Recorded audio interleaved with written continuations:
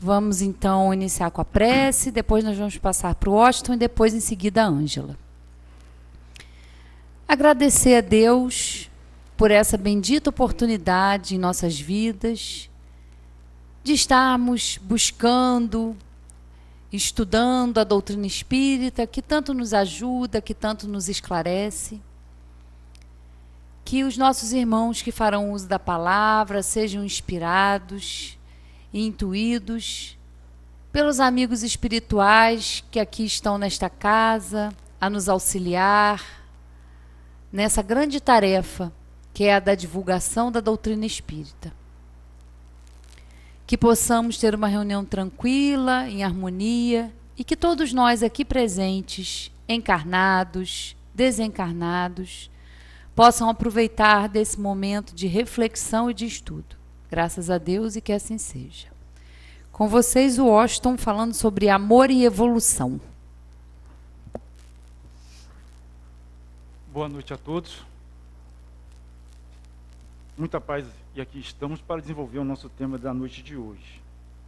Nosso tema de hoje, amor e evolução, nós vamos observar ele no capítulo do Evangelho segundo o Espiritismo, capítulo 8, item 19. E no livro dos Espíritos, na questão 102 e 112, que fala da escala espírita. Então, em cima desses três pontos, nós iremos abordar nosso estudo de hoje, falar sobre amor e evolução. Tão necessário o entendimento e compreensão nos dias de hoje e nos dias de sempre. Mas antes de iniciar, fazendo parte da nossa noite de hoje, vou contar um fato que terá a ver muito, uma história que terá muito a ver com o nosso tema dessa noite de hoje. No jardim de infância, a professora dá uma missão, dá uma tarefa para as crianças, lá nas alturas de 5 anos de idade. Pede a eles que desenhem algo ou alguma coisa que eles amam. E eles prontamente começaram a desenhar. Como criança, na faixa etária de 5 anos, desenhar para eles é uma tarefa, é um trabalho, é uma brincadeira, é tudo isso conjugado. E desenhou. Um garotinho, Joey, após fazer seu desenho, pegou o desenho e levantou da carteira e foi em direção à sua professora. Ele havia feito, além do desenho, um grande círculo vermelho. E foi perguntar, professora, como a gente escreve essa palavra aqui? Não, agora não. Senta lá na sua carteira, eu estou passando a matéria aqui, as aulinhas para vocês, não posso parar de dar aula, senta lá. Ele voltou para sua carteira, sentou lá e tal. Passou a manhã e retornou para casa. Chegando em casa, ele lembra do desenho que ele fez na escola. Ele abre aquele desenho, desdobra aquele papel, vê a mãe fazendo as tarefas na hora do almoço, do fogão para a pia, da pia para a mesa, naquele movimento todo. Ele pergunta, mãe, quero lhe mostrar uma coisa. Como é que se escreve? Não, agora não. Vai lá para fora brincar, vai para lá, está vindo com a tua tarefada. E não bata a porta. Vai brincar. E tá, passou-se o dia e foi chegando a noite. Chegou na noite, ele já cansado, o pai chegou em casa, tudo mais. Ele vai para o quarto dele e ele lembra do desenho. Ele pega o desenho novamente, olha para aquele círculo vermelho, pega um lápis e vai para a sala, onde está o pai. Aí abre no chão o desenho, desamassa bem desamassadinho, e pergunta ao pai, como a gente escreve isso? Ah, agora não, estou lendo o jornal, estou cansado, vai lá, vai brincar, vai lá fora brincar, vai lá para fora. E foi-se o tempo. O dia amanhece, ele retorna para a escola, e a mãe vê no bolso, já separando a roupa para lavar, vê no bolso um papel cheio de coisas embrulhadas dentro. Vê uma pedrinha, um barbante e 2 bolas de gude embrulhadas no papel. Ela pega aquilo, joga fora, vê o papel, nem lê. Pega aquilo e joga no lixo. E se passaram 28 anos. O Joey cresceu, se tornou um adulto. E um belo dia, a sua filha chega para ele, papai, olha só que desenho que eu fiz. Pai, como a gente escreve amor? Ela desceu do colo do pai, foi lá no quarto, pegou um lápis, voltou para o pai, e o pai, vem cá, minha filha. O pai olhou para aquele círculo vermelho, lembrava daquele círculo que ele tinha feito lá na infância dele, e com a mão com a da sua filha, contornou, escrevendo amor, querida. Se escreve assim, ó, amor, querida. E amor, o verbo amar se conjuga no tempo. Então não esqueça disso. Sempre é tempo para amar, para ouvir, para escutar, para dar atenção. Principalmente as pessoas que estão ao nosso redor, aos nossos familiares. Aquele que precisa de um carinho, de ser escutado, de estar junto, de ter a presença, de participar, conjugar o verbo amar ao tempo todo. Observamos nessa pequena história a lição, né, de que amar, ele tem que se conjugar, e se conjuga no espaço e no tempo, sempre, constantemente. E nós procurando entender e compreender isso, porque nós já temos a nossa compreensão de que o que somos, o que eu estou fazendo da minha vida, que compreensão é essa? Nós estamos já nesse amar, nessa conjugação, procurando entender um pouco mais, ampliar a nossa compreensão e nosso entendimento. E é amor e evolução. Amor e evolução no tempo e no espaço, para um ser, para os seres, tudo que existe. Mas a palavra do Cristo é clara, pois não seremos possuidores da boa nova se apenas expressarmos de forma exterior. É necessário que nós bebamos da água da boa nova para senti-la, sentir o sabor, termos o paladar, analisar e expressar com essa água de fonte, clara, límpida, aquilo que mais de belo, de mais justo e claro, todos nós, uma semente criada pelo Criador, simples e ignorante, pequenina, humilde, mas com todo o potencial, assim como uma semente de qualquer árvore, por maior que seja, por maior que ela venha crescer e durar no tempo, surgiu de uma pequena semente. Uma semente que precisou ser tratada. E nós, como filhos do Criador, temos que beber a água, mas não para esterilizar, mas sim para senti-la e expressar em nosso entendimento, em nossa compreensão, esse sentimento. Mas pouco a pouco a alma se eleva, conforme vai subindo, ela vai se acumulando cada vez mais, somando valores, compreensão e entendimento. E nós estamos nesse caminho, nesse processo evolutivo, nessa evolução. E o amor é o processo evolutivo. Nas primeiras fases da evolução, nós, espíritos, não compreendemos muito bem isso. A mais singela manifestação do amor, nós não entendemos, não compreendemos, porque nós estamos focados, direcionados às necessidades mais básicas do instinto de sobrevivência, de conservação. Nós estamos focados em nós.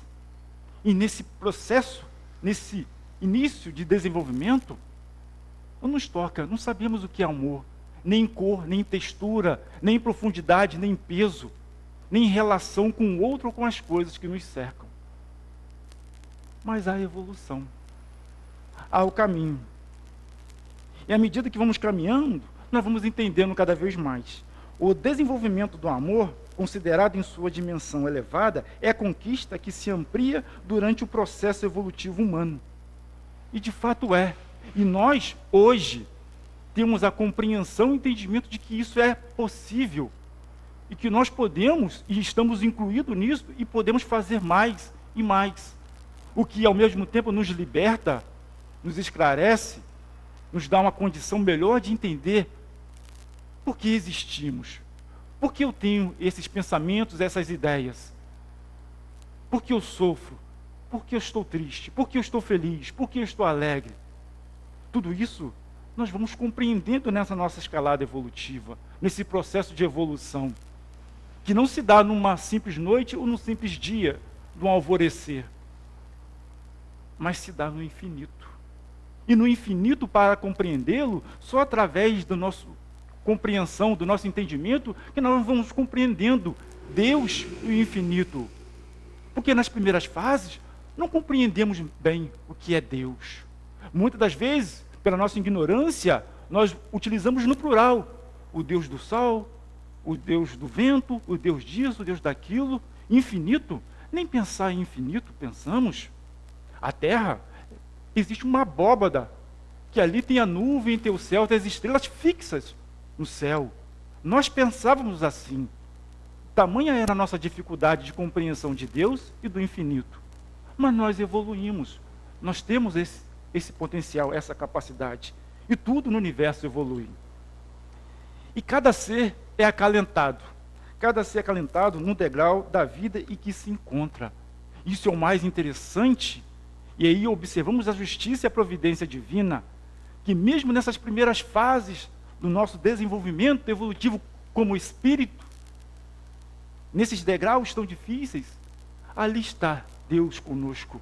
Ali está a providência divina a nos acalentar, a nos informar, a dar instrumentos e situações para que possamos despertar o nosso entendimento e fortalecer todo aquele potencial que cada um de nós carrega dentro de si. E que precisa ser revelado, mas ser revelado de dentro para fora, pois a chave só abre do lado de dentro. E cada um de nós é que tem a possibilidade, o tempo, a maturidade, um momento para ir abrindo essas portas, tão necessárias de serem abertas, mas no momento certo, de acordo com a força, com a forma, com a capacidade, com o interesse, com a vontade e o desprendimento de cada um de nós, espíritos encarnados. No processo evolutivo, na fase seguinte a esse processo, após a fase primária, acontecem as primeiras manifestações do sentimento. Eis que surge o sentimento. Ainda distante do amor puro, mas já é um marco para o espírito, para outros olhares, outras vivências, outras experimentações necessárias que a vida, que a existência irá lhe dar. E esse período ocupa um vasto período, muito extenso em nossa vida, porque o sentimento surgiu. O sentimento de pertencer a um grupo, o sentimento de ter alguma coisa, seja ela inanimada ou animada, o sentimento de estar triste porque está chovendo, o sentimento de estar alegre porque está chovendo, de acordo com as circunstâncias e motivos que permeiam a nossa vontade, o nosso desejo, as nossas intenções. Porque nós observamos isso é fácil. Para o lavrador, que há tempo não chove, e a sua cultura está ali secando, quando chove, ele corre para a terra, para remexer e plantar novamente. Mas para aquele que já vê muita água, que o solo está encharcado e mais chuva, lhe traz um sentimento de tristeza. Mas caminhamos com um sentimento de pertencimento a um grupo, o sentimento de pertencimento a alguém ou estar junto de alguém, o sentimento de posse, o sentimento de poder. Eis que surge isso nessa fase, uma fase longa, muito ampla, e na medida desse processo de desenvolvimento do sentimento, ocupa dessa forma extenso período da caminhada, mas paulatinamente, de acordo com as experiências, com as provas, com o seu pensar, com o seu sentir, ele vai compreendendo, seja pela alegria, seja pela dor, e sentimento pelas coisas. Deva ter o equilíbrio, deva ter o bom senso, deva ter a compreensão de um ser. Não um ser em carne e osso, que quando o corpo se desfaz, deixa de pulsar no seu vigor, deixa de existir. Mas um ser que preexiste à morte do corpo. E que entende e compreende que esse sentimento não lhe faz tão bem.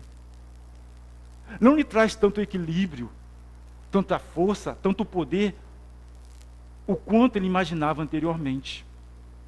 Por ter as coisas, possuir as coisas ou as pessoas em seu domínio, não lhe traz a alegria, não lhe traz o bom sentimento, não lhe traz o equilíbrio para a utilização da sua inteligência, que já se encontra muito avançada, adiantada nesse aspecto, mas que algo ainda lhe falta. Ainda existe um vazio, apesar de ter tudo e possuir tudo, ainda possui um vazio. E ele volta para si. Se volta para a compreensão de si.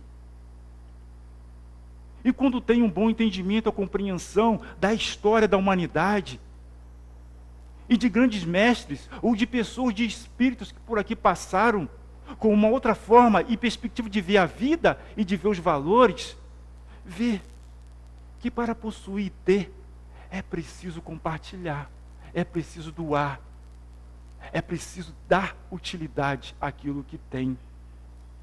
E deixar aquilo que não lhe serve mais, aquilo que só pesa em seu sentimento, em sua compreensão, em seu viver, em seu respirar. Uma angústia, algo que lhe prende. E ele compreende nesse sentimento que o egoísmo, o orgulho, não lhe presta mais. Não deva fazer mais parte da sua existência, nesse período, nessa fase da sua existência. Pois esse momento já passou de ter esse tipo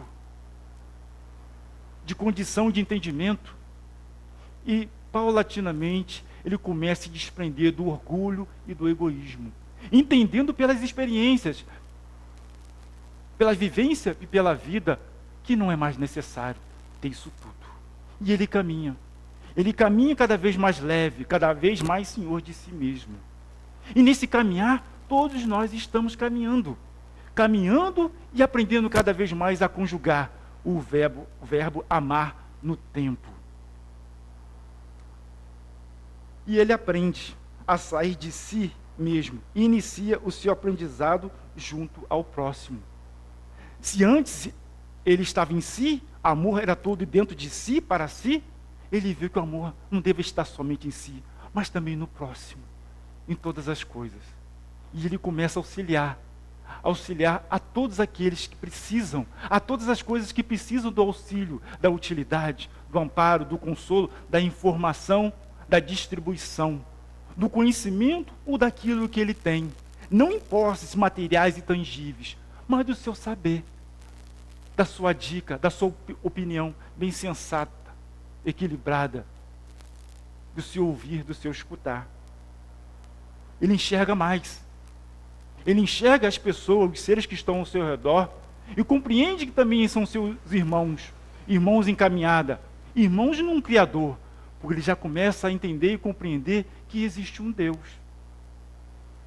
Ele já começa a compreender que o infinito é algo que possa ser pensado, que possa ser sentido, e que faz parte da sua existência como ser, num processo de evolução, porque ele vê, olhando para trás, que ele cresceu, que ele avançou, que naqueles momentos difíceis, em que a noite não parecia terminar, em que a chuva não parecia acabar, parecia se afogar nos problemas, nas situações, observou que, mantendo a perseverança, o bom entendimento e com o apoio, com a distribuição do amor de outros, conseguiu avançar mais um pouco. E hoje se encontra numa condição melhor de poder auxiliar, de ajudar. E ajudará aqueles espíritos que não são tão bons ainda a serem bons.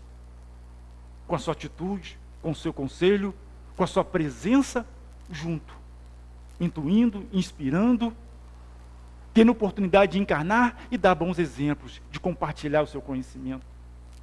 Mas também auxiliará aqueles espíritos que já são bons a serem melhores ainda. Porque no entendimento do infinito é saber que sempre podemos mais. Sempre seremos mais na medida do nosso esforço, do nosso empenho. Porque nós somos seres inteligentes da criação e com a capacidade criativa enorme. Mas como toda capacidade, com toda ferramenta, ela tem que ser usada. Ela tem que ser sentida e vivida para cada vez mais se aprumar, se afinar, se burilar nessa jornada, nesse caminho. E nessas condições, vamos na escala espírita, aqui no Livro dos Espíritos, lá na questão 107, vamos ler aqui os espíritos de segunda ordem. Como é? Segunda ordem, bons espíritos. Caracteres gerais: predomínio do espírito sobre a matéria, desejo do bem. Suas qualidades e seu poder de fazer o bem estão na razão do grau que atingiram. Uns possuem a ciência, outros a sabedoria e a bondade. os mais adiantados, junto ao seu saber, as qualidades morais. Observamos com isso que nós, nessa escala em que nós começamos lá nas bases primárias, chegaremos, todos nós, chegaremos e passaremos a essa graduação aqui de segunda ordem, tendo essas qualidades, tendo essas oportunidades, mas mais do que tudo, vivenciando todo esse processo, porque como observamos, na natureza, nada dá salto. É um contínuo executar, numa ordem, num procedimento das vivências que nós vamos ter. Compreendem Deus infinito e gozam já da felicidade dos bons. Sentem-se felizes quando fazem o bem e quando impede o mal. Olha só, que visão, que percepção, que maturidade nós iremos alcançar nesse processo de evolução. O quanto nós podemos e podemos ser, na medida do nosso esforço, dessa nossa caminhada. Como espíritos, suscitam bons pensamentos, desviam os homens do caminho do mal, protegem durante a vida aqueles que se tornam dignos e neutralizam a influência dos espíritos imperfeitos sobre os que não se comprazem nelas.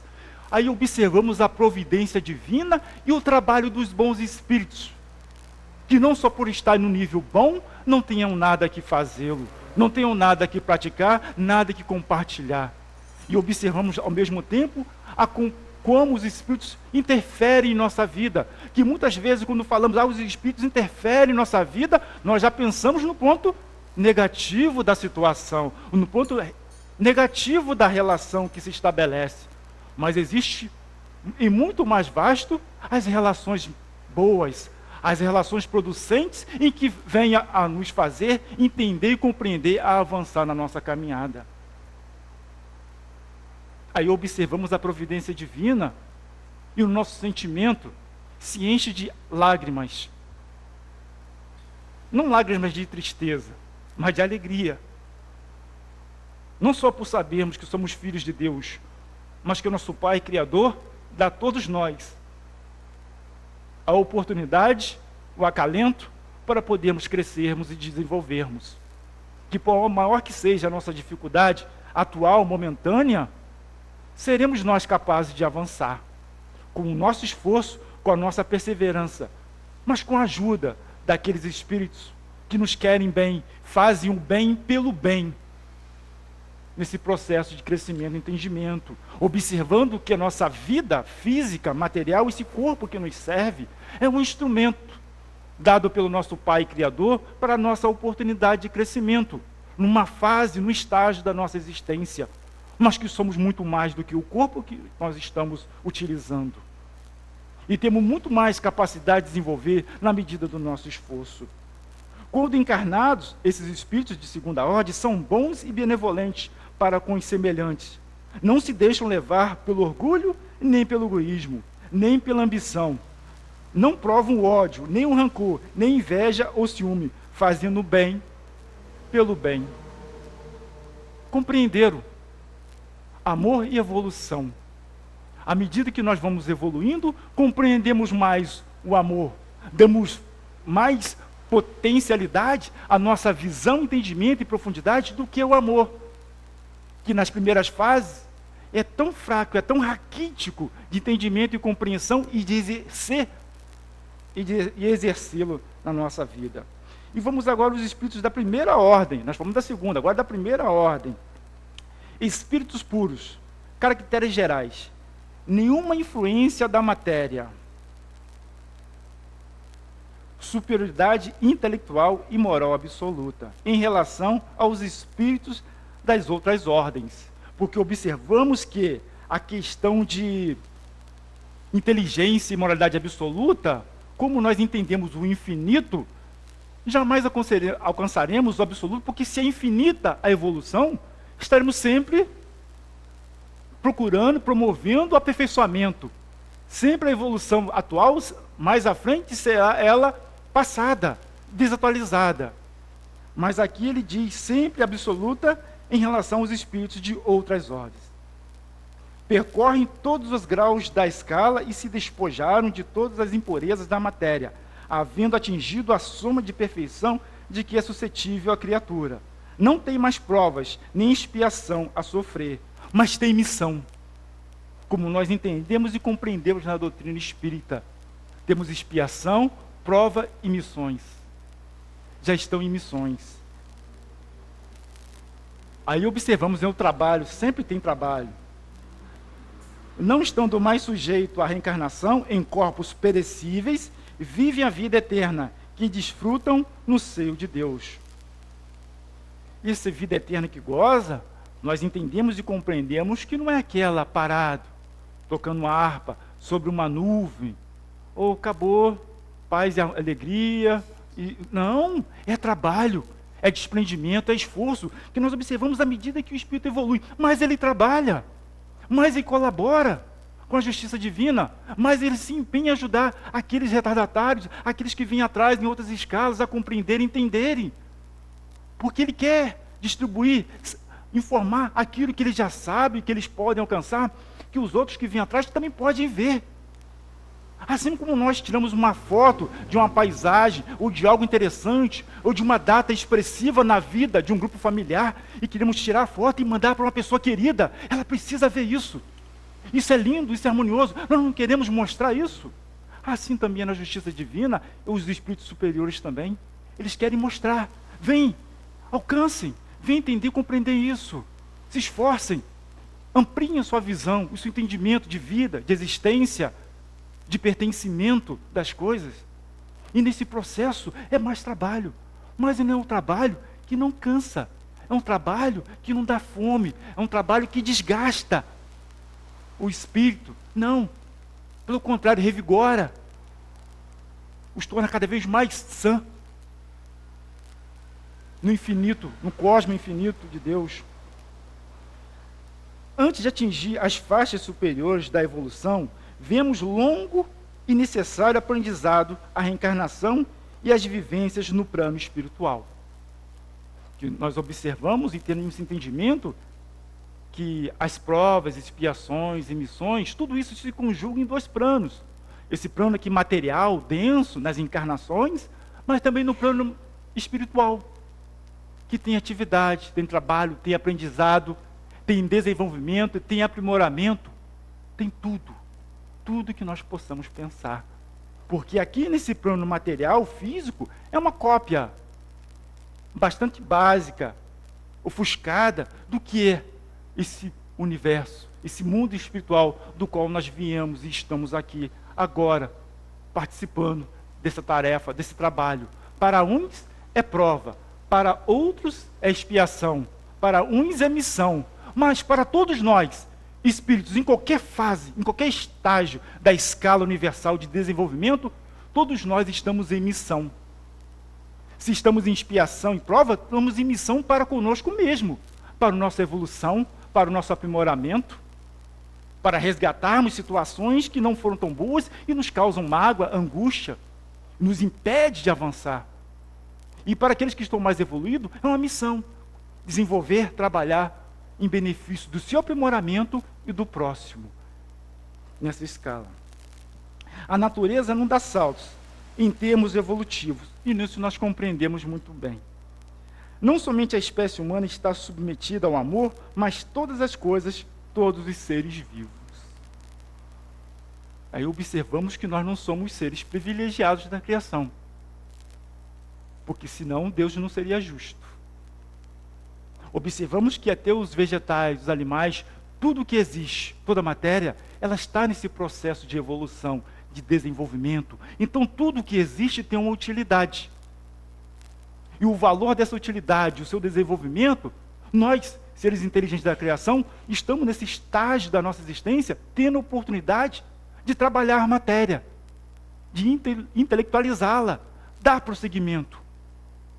Mas o desenvolvimento moral, a evolução do amor e entendimento, somos nós, cabe a nós desenvolvê-lo, aprimorá-los, ampliá-los nesse processo. Não queremos desejar que uma cadeira, por melhor que seja, por mais eletrônica e tecnológica que seja, ela expresse um sentimento de amor. Eu te amo, eu quero estar contigo. Isso foi programado por uma pessoa, não é um sentimento nato. Só nós, com nossa capacidade, nós temos esse potencial, esse poder. Com a melhoria gradual, o espírito encontra inúmeras oportunidades de expressar esse sentimento de amor, que começa lá. É o amor conjugal, o amor filial, o amor fraterno, o amor pelas coisas, pelos seres. Quantas pessoas têm um amor, um afeto pelos seres animais, pelos vegetais, pelas flores? É o desenvolvimento, são fases graduais que vão se aprimorando, desenvolvendo. Então nós vemos um leque de desenvolvimento e que à medida que vai se evoluindo, eles vão se consolidando e ao mesmo tempo se ampliando, não estando restrito a um ser ou alguns seres ao qual estou do meu lado, eu vendo aqueles que me beneficiam, mas a todos os seres da criação. E isso pulsa, isso vibra no universo, porque Deus é amor. E todo o universo, ele pulsa em vibrações e radiações de amor. E quando nós estamos pulsando nessa radiação, nessa frequência e vibração, nós estamos em consonância e estamos em equilíbrio. Quando distante disso, recebemos as reverberações diferentes que nos soam mal em nosso íntimo, nos causam desequilíbrio, seja ele espiritual ou equilíbrio físico. Algo não está legal, algo não está certo. Por mais que nos esforcemos, por mais que ao longo do tempo tentamos, não vai ser assim, chegará um momento que deverá entender e compreender que é outra forma de se expressar, de entender e de pulsar nessa vibração universal. Desde o momento da criação, o espírito está destinado à perfeição. É destinado a conhecer, adquirir e possuir todas as coisas. Mas à medida que nós vamos evoluindo, conhecer, adquirir, o espírito vai adquirindo inteligência, conhecimento, vai adquirindo uma moral, entendimento desse valor tão imprescindível para conjugar com a inteligência, para que tenha uma harmonia em todas as coisas, uma harmonia no universo. Mas ele começa a compreender que possuir todas as coisas tem uma medida, tem um equilíbrio. Tem que haver um bom senso, uma utilidade. Porque possuir todas as coisas não é ter tudo aos seus bolsos, nem tudo aos seus braços, ao seu depósito. Possuir todas as coisas no entendimento, na compreensão, naquilo que se expande em várias dimensões, além da dimensão física e material, do qual eu possa ter, comprar ou possuir. E nessa compreensão, entendemos que possuir todas as coisas, sim, mas só aquelas que me é útil, só aquelas que a ferrugem e a traça não corrói. Aquela em qualquer dimensão do espaço, em qualquer tempo, me é útil, me é necessária. Eu posso distribuir, eu posso contribuir para comigo mesmo e para com o próximo. E esse entendimento leva-se tempo. E nós estamos nesse tempo, nesse caminho para adquirir esse conhecimento. E chegaremos lá. Não percamos a fé, o entendimento, a paciência e a compreensão e a vontade de conhecer e adquirir bons conhecimentos, bons pensamentos. As diferentes expressões do amor acompanham assim todas as aquisições intelectuais e morais, da sensação e do instinto animal até os puros sentimentos. Então observamos nessa escala, do sentimento mais material, das sensações, evoluímos e para ter sentimentos puros. Nessa escala maravilhosa, nesse degrau, a qual cada oportunidade, cada fase, nós vamos subindo e alcançando, observando a justiça de Deus. E para finalizar, no Evangelho segundo o Espiritismo, no capítulo 8º, item 19, lá na Instruções dos Espíritos, item 19. Deixai vir a mim os pequeninos, pois tenho o alimento que glorifica os fracos. Deixai vir a mim os tímidos e os débeis, que necessitam de amparo e consolo. Deixai vir a mim os ignorantes, para que eu os ilumine. Deixai vir a mim todos os sofredores, a multidão dos aflitos e dos infelizes, e eu lhes darei o grande remédio para os males da vida, revelando-lhes o segredo da cura de suas feridas. Qual é, meus amigos, esse bálsamo poderoso, de tamanha virtude, que se aplica a todas as chagas do coração e as cura. É o amor, é a caridade. Se tiverdes esse fogo divino, o que havereis de temer? A todos os instantes da vossa vida direis: meu Pai, que se faça a tua vontade e não a minha. Se te apraz experimentar-me pela dor e pelas tribulações, bendito sejas, porque é para o meu bem. Eu o sei, que a tua mão pesa sobre mim. Se te agrada, Senhor, apiedar-te de tua frágil criatura, dar-lhe ao coração as alegrias puras. Bendito sejas também. Mas fazei que o amor divino não se atormeça na sua alma, não se amorteça na sua alma, e que incessantemente suba aos teus pés a sua prece de gratidão. Se tiverdes amor, tendes tudo o que mais se pode desejar na terra, pois tereis a pérola sublime, que nem os mais diversas circunstâncias, nem os malefícios dos que vos odeiam e perseguem poderão jamais arrebatar. Se tiverdes amor, tereis colocado o vosso tesouro aonde nem a traça, nem a ferrugem os devoram, e vereis desaparecer insensivelmente da vossa alma tudo que lhe possa manchar a pureza. Dia a dia sentireis que o fardo da matéria se torna mais leve, e como um pássaro que voa nos ares e não se lembra da terra, subireis incessantemente, subireis sempre, até que a vossa alma, inebriada, se impregne da verdadeira vida no seio do Senhor. Que Deus nos abençoe, continue nos dando a força e a oportunidade, e que nós estejamos despertos para tudo que está à nossa disposição, todos os recursos, para nós crescermos e avançarmos e evoluirmos no entendimento e na compreensão, e que nossos pensamentos estejam sempre em preces, seja nos momentos felizes ou nos momentos não tão felizes, ou necessários para o nosso desenvolvimento. Que o nosso sentimento e pensamento esteja vibrando em consonância com o universo, para que a harmonia se faça presente e a ajuda nos auxilie a esclarecer, a solucionar, a desvendar, a elevar, a subir mais um degrau na escala da nossa existência. Que assim seja. E agora vamos passar para a Ângela falando sobre a felicidade e infelicidade. Parece até que a gente combina, mas nós não, porque amor tem tudo a ver com felicidade ou infelicidade, não é verdade? E nós fomos buscar no Livro dos Espíritos, no Evangelho segundo o Espiritismo e no Céu e Inferno, sobre o assunto, para que a gente possa estudar um pouquinho, né? No Livro dos Espíritos, na questão 920, Kardec perguntou aos espíritos: o homem pode gozar na terra de uma felicidade completa? E falar na terra, vamos pegar a nossa terra, né? Né, Luiz? Está reformado. Luiz já reformou, vamos colocar.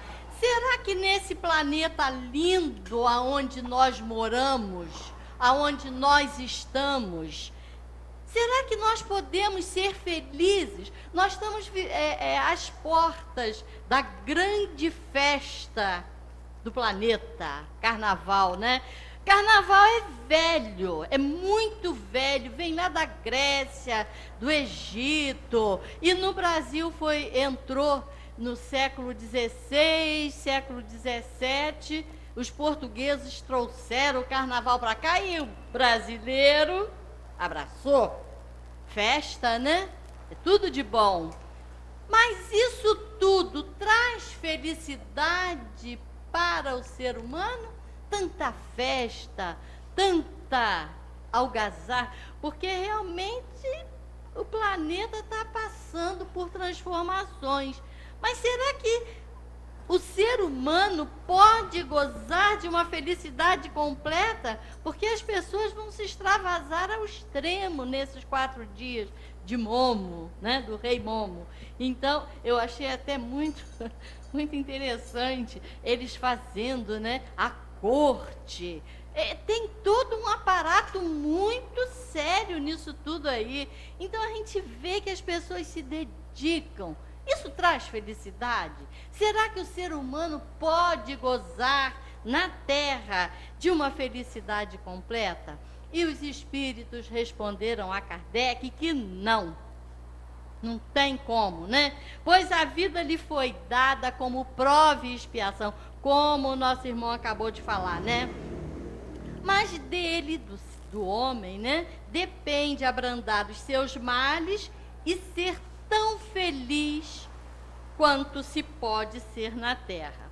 Então a gente vai ter sempre uma felicidade relativa ao nosso progresso, ao esforço que estejamos fazendo para, né, sermos felizes. Agora, concebe-se que o homem, na 921, seja feliz na terra quando a humanidade estiver transformada. Mas, enquanto isso não se verifica, pode cada um gozar de uma felicidade relativa? Pequenos, né? Pessoas sendo felizes. E os espíritos responderam que o homem é, na maioria das vezes, o artífice da sua própria infelicidade. Praticando a lei de Deus, ele pode poupar-se a muitos males e gozar de uma felicidade tão grande quanto o comporta a sua existência num plano grosseiro. E Kardec continua, né?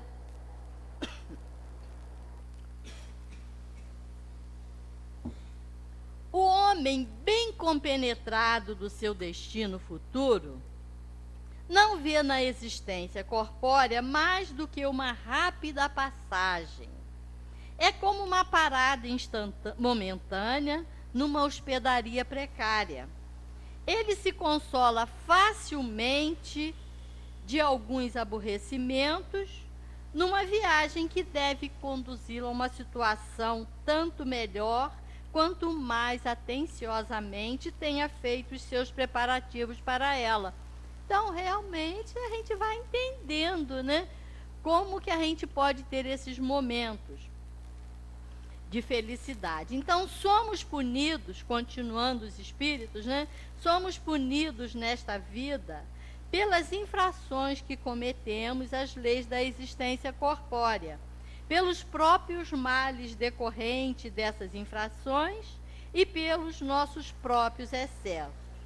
Quem come demais vai passar mal. Quem abusar demais vai ter consequências, né, físicas. Se remontarmos pouco a pouco a origem do que chamamos infelicidades terrenas, veremos a estas, na sua maioria, como a consequência de um primeiro desvio do caminho certo. Em virtude desse desvio inicial, entramos no mau caminho e, de consequências, caímos, afinal, na desgraça. Então, a gente mesmo busca as nossas dificuldades. E, na 922, Kardec continua perguntando, né? A felicidade na Terra é relativa à posição de cada um. O que é suficiente para a felicidade de uns, né, causa desgraça em outros. Há, entretanto, uma medida comum de felicidade para todos os homens?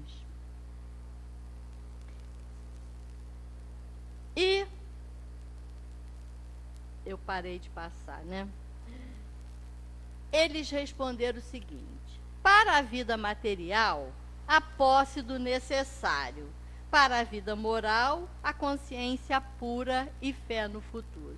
Então é bastante tranquilo a gente observar quem tem o necessário, procure estar feliz, procure estar grato a Deus, porque realmente a situação, né, está difícil. Então quem tem a posse do necessário tem que dar graças a Deus e tocando a sua vida.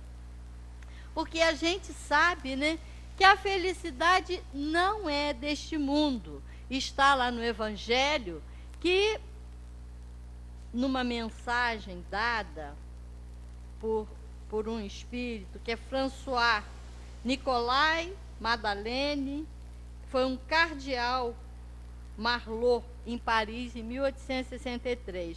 E ele diz o seguinte, que não sou feliz. A felicidade não foi feita para mim. Todos nós escutamos constantemente essas palavras, né? Das pessoas das mais diversas posições sociais. Isso, meus caros filhos, continuando aqui com o cardeal, né? Prova melhor que todos os raciocínios possíveis a verdade desta máxima de Eclesiastes. A felicidade não é deste mundo. Com efeito, nem a fortuna, nem o poder, nem mesmo a juventude florescente são as condições essenciais para a felicidade. E ele ainda diz mais, que vemos, né, no mesmo a reunião dos três, ou seja, ter idade, pouca idade, ter fortuna, ter poder, nem esses três na mesma pessoa vai trazer a felicidade nesse nosso planeta, porque a felicidade ainda não é daqui. É um planeta de provas e expiações, aonde nós viemos para expiar, para provar, ou espíritos mais evoluídos vêm em missão para trazer para nós, né, ensinamentos valiosos. Então, realmente, aqui ainda não é, a felicidade não é nesse nosso planeta, né? Então, mesmo as pessoas com condições físicas, condições financeiras e saúdes, né, estão em condições de serem felizes, porque ninguém pode ser feliz olhando para o lado e vendo seu semelhante passando por dificuldade. Vai sofrer, a não ser que não tenha sentimentos nenhum, né? Se a morada terrestre está destinada a provas e expiações, é preciso admitir que existem alhures, moradas mais favoráveis, onde o espírito do homem, ainda aprisionado numa carne material, possui em sua plenitude os prazeres ligados à vida humana. Por isso, Deus semeou no vosso turbilhão esses belos planetas superiores, para o qual vossos esforços e vossas tendências vos farão gravitar um dia, quando estiverdes suficientemente purificados e aperfeiçoados. Então, se nós nos esforçarmos, nós vamos ganhar lugares melhores em novos planetas. A Terra está passando por transformações, é evidente isso aí, a gente sente isso aí no ar, né? Está realmente passando para mundo de regeneração, aonde teremos a predominância, não ainda o encerramento total do mal, mas já vamos ter uma predominância do bem, porque agora nós vemos pequenos núcleos, né? Pessoas se destacando em fazer alguma coisa em favor dos semelhantes. E nesses planetas já de regeneração, isso vai ser mais comum, mas ainda vai existir o mal, porque é uma consequência natural, né, do espírito que está em evolução, né? Todavia, não deduzais de minhas palavras que a terra esteja dedicada, isso está dizendo aqui o cardeal, né? Para sempre a uma destinação de penitenciária. Não, certamente, porque dos progressos realizados podeis deduzir facilmente os progressos futuros, e dos melhoramentos sociais conquistados, novos e mais fecundos melhoramentos. Tal é a tarefa imensa que deve realizar a nova doutrina, ou seja, o Espiritismo, que está aí para cumprir uma missão linda. É a terceira revelação de Deus, né, chamando a humanidade para modificações, para se preocupar com a verdadeira vida, que é a vida espiritual. E nós fomos buscar também no Céu e o Inferno, que é um livro importantíssimo, né, que Kardec também deixou aí para nós, a ideia sobre o céu e sobre o inferno. Então a gente vê que o céu, né, a felicidade dos espíritos bem-aventurados não consiste na ociosidade. Não pensemos nós que vamos para planetas melhores para ficarmos, né, apenas curtindo as benesses.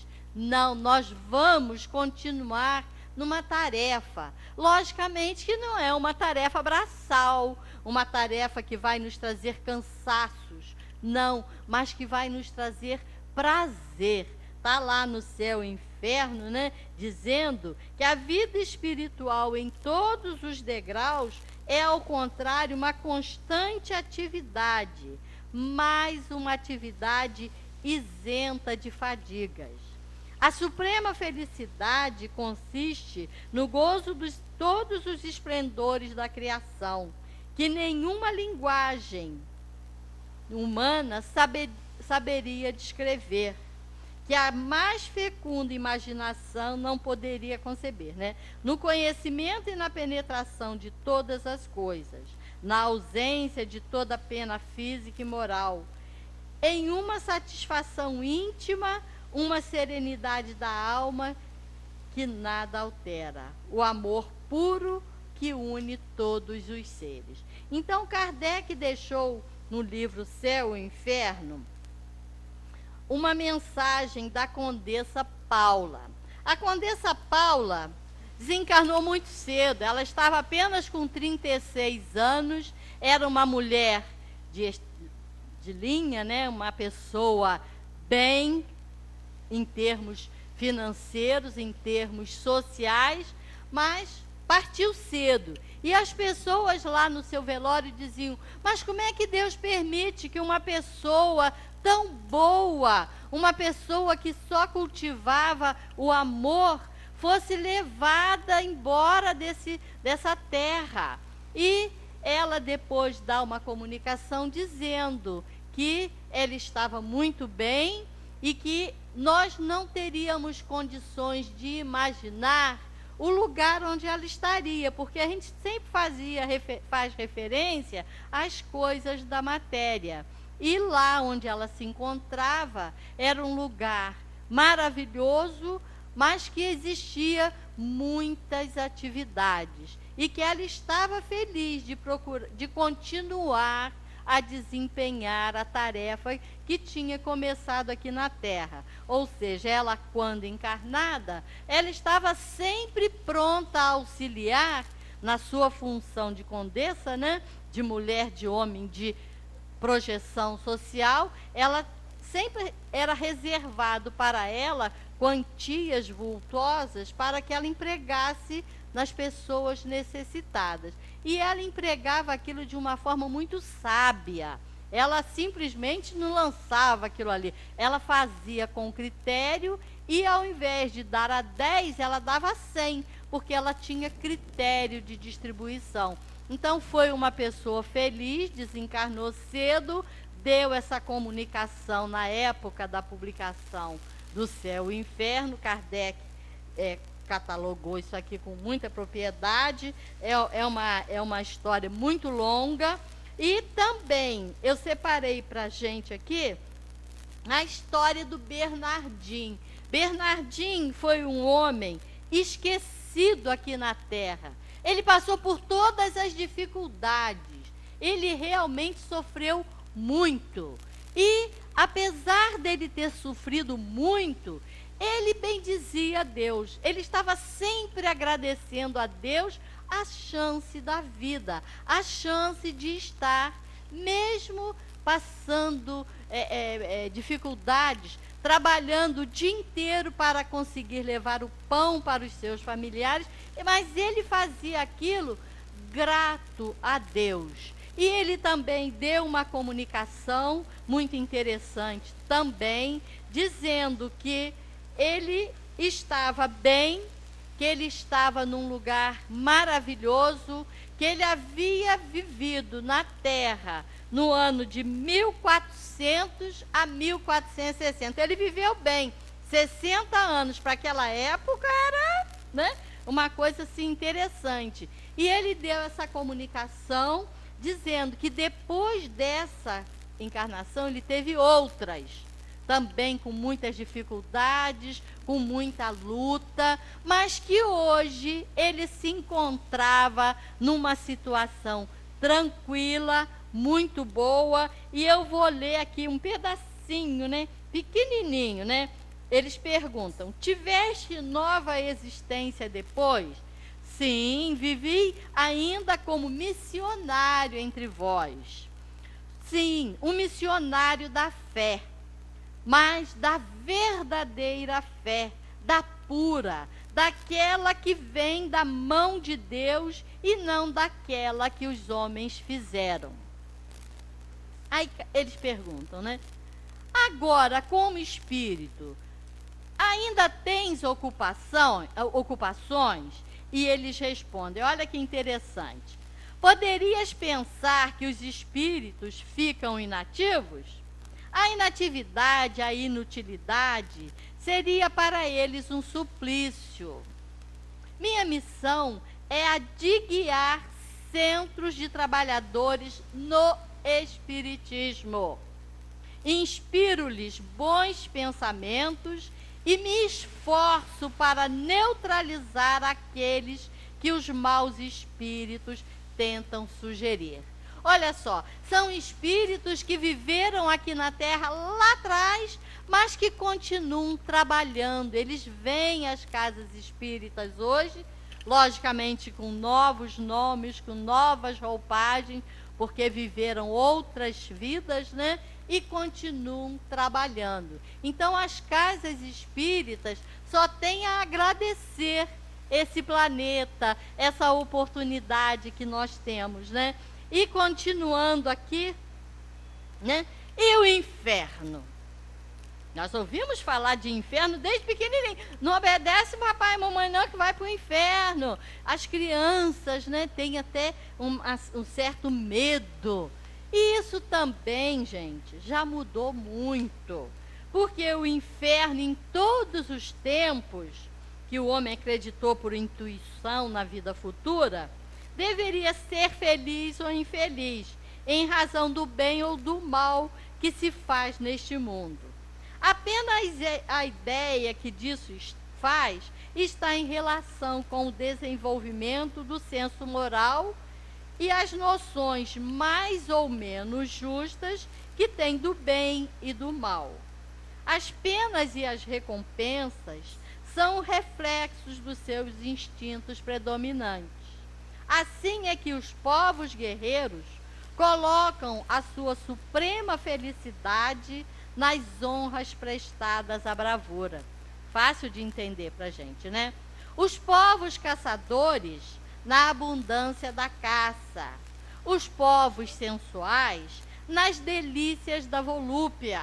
Enquanto o homem está dominado pela matéria, não pode, senão imperfeitamente, compreender a espiritualidade.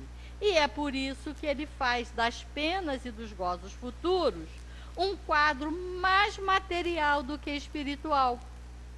Ele imagina que deve beber, comer no outro mundo, mas melhor do que na Terra. A comida lá tem que ser melhor, né? E de melhores coisas.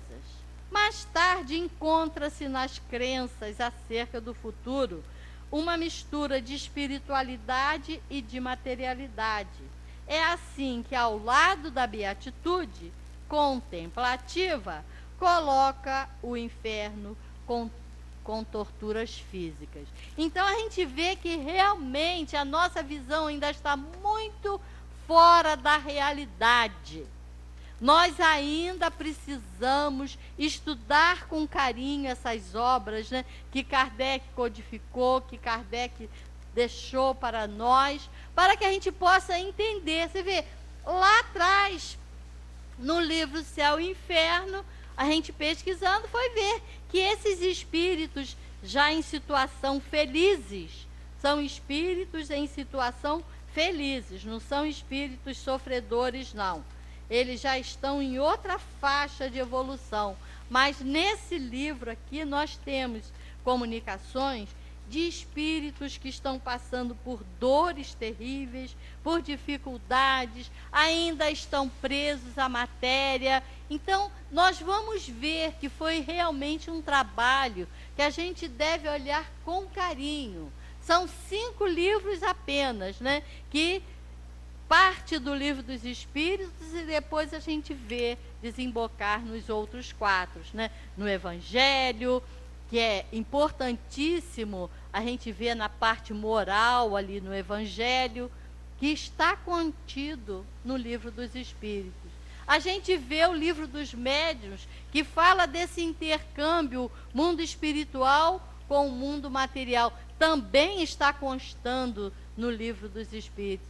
Então foi realmente um trabalho feito com carinho, com dedicação, e nós só temos a agradecer. Então, meus queridos, vamos aproveitar, né, esses dias agora em que nós vamos estar vivendo o momo aqui na Terra, para estudarmos, para nos dedicarmos, para crescermos em espiritualidade.